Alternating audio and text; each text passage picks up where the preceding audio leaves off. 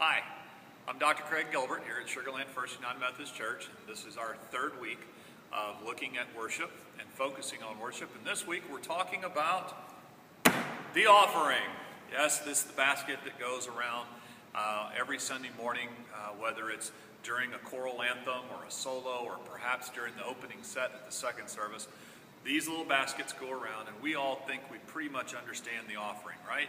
I've talked about communion and how to participate in worship, but the offering, we pretty much have that. I mean, after all, this goes around, and we know that we have to put one of these, our connection cards. We need to fill that out and put that in there.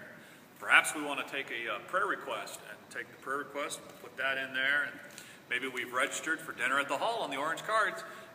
Fill that out and throw that in there. And then, of course, our weekly giving, which we may put into an envelope, or it might just be, let's see what I've got in my pocket. What do I have? What do I have? Yes, green stuff, which we can also throw in there. And then we pass this down, and the ushers move it around, and that's the offering, right? Well, not exactly.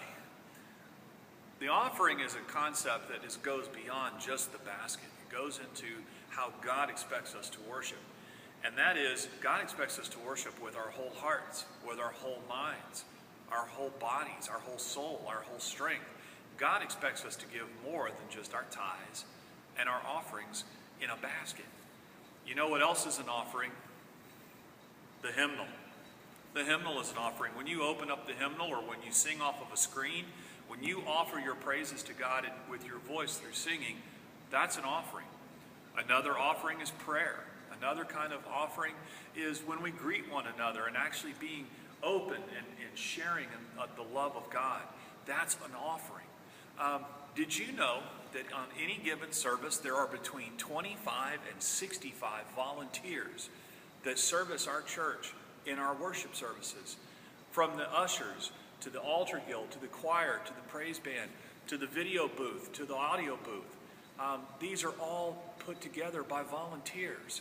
These are offerings. These are things that God expects from us. Really interesting thing that I learned this week about offerings. How many of you would really like there to be a miracle in worship? Would you like God to create a miracle for you? Would you like to experience a miracle in worship? Well, here's something really interesting. Did you know that Jesus performed no miracles that didn't begin with someone giving him something? He turned water into wine, but somebody had to give him the water. He fed the 5,000, but the boy gave him the bread. Jesus performed many miracles, but they were always from someone giving him something or bringing something to him, even raising someone from the dead.